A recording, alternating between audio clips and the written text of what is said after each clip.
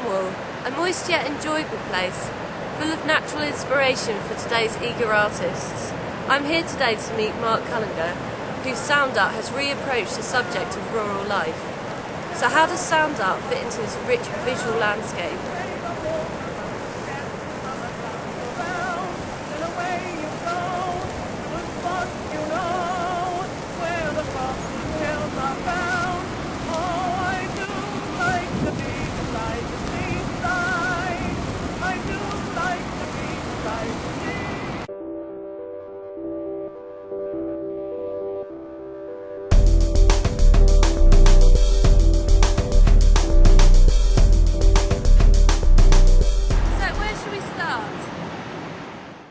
Well, let's build up an image with sound.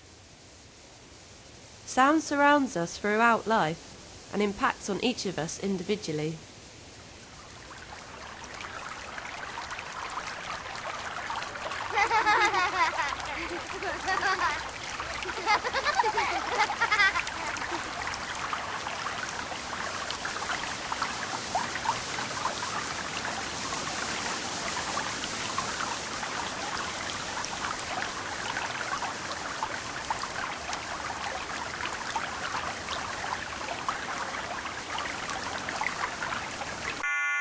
It is easy to build up an image in our minds when the sound produced is recognisable.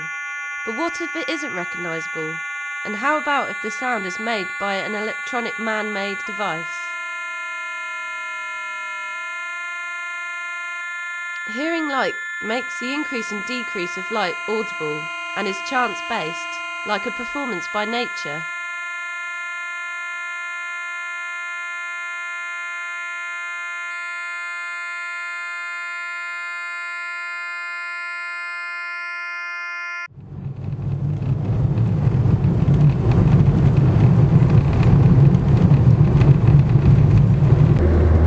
Mark Cullingher in his home near Gwithian. We're going to go and ask him about some of his experiences and how they've influenced his life and work.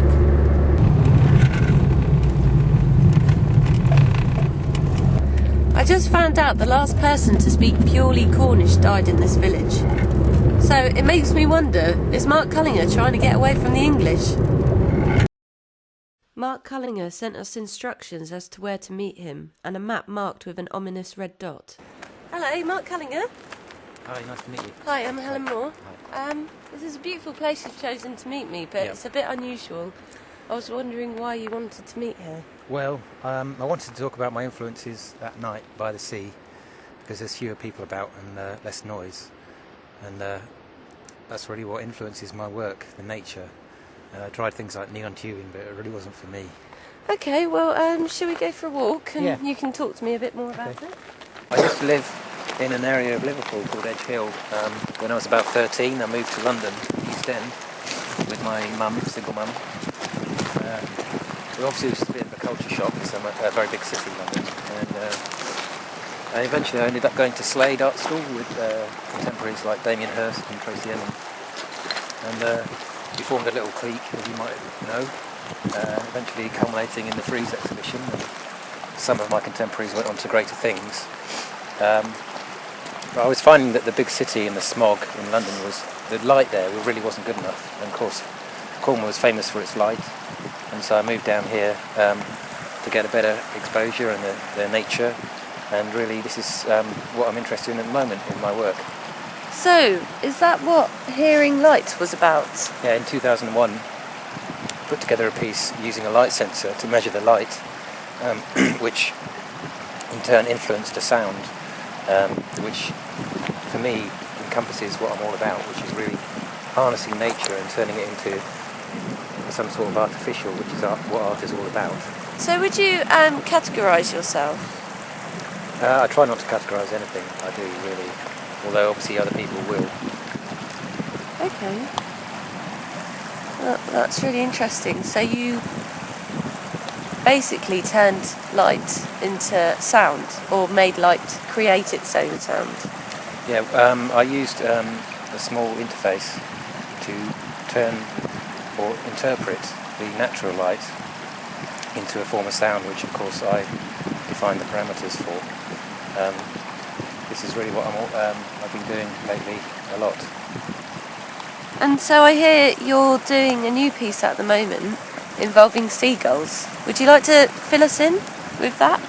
Yeah, I think seagulls represent for me the Cornish tourism and the idea of the natural side of Cornwall, which in a way is kind of misunderstood.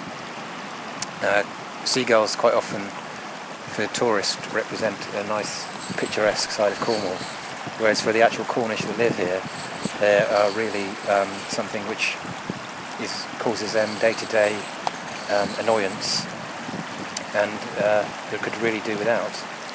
And lastly, do you feel that your upbringing had a major influence on your current work that you create today? Definitely, I think everyone's upbringing has a major influence on how they are as a person and the art that they create. And for me, going to London at the age of 13, I saw like the extreme of city, and now I'm trying to get to the extreme of nature, because that's really where I want to be.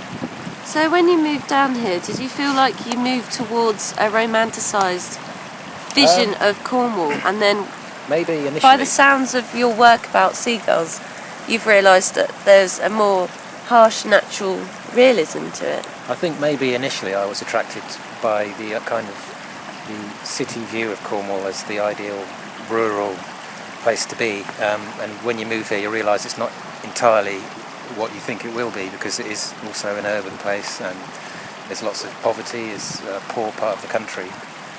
And so maybe I'm trying to reflect that in my work now, the actual reality of Cornwall as opposed to myth. And I just wanted to ask you as well, why do you think that your work reaches out to so many people and so many people can understand it? I'd love to say, I wish I knew. It's very kind of you to say so, but if I knew that, then well, I don't know if I would alter my work, but to be honest, I just make it for myself, and if other people like it and enjoy it, then that's great. Okay, thank you. So, we're here now in the middle of nowhere. Is there anything you'd like to say about this space? I'd advise you to take your time and walk around. There's a very strong sound of a river next to us.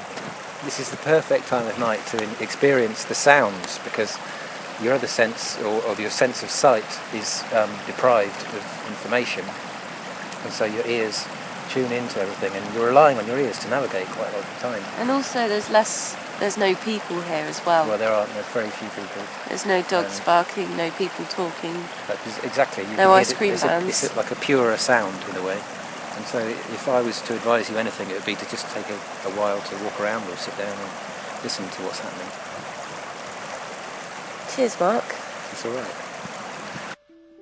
Cullingher's work has opened up a new kind of natural landscaping, using technology and combining these with old-fashioned craft skills. But I can't help but think you need to have lived his life to really understand his work.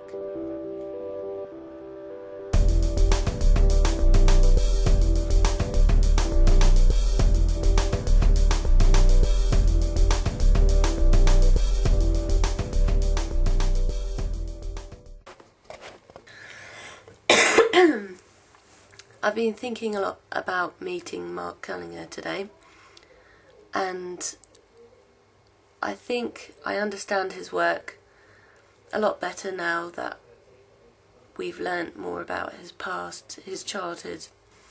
Moving to London from Liverpool obviously was a big turning point for him, and the light difference, the smog,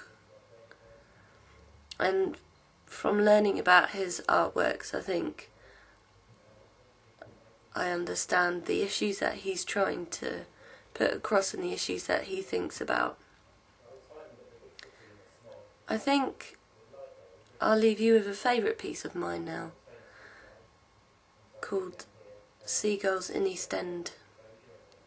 Good night.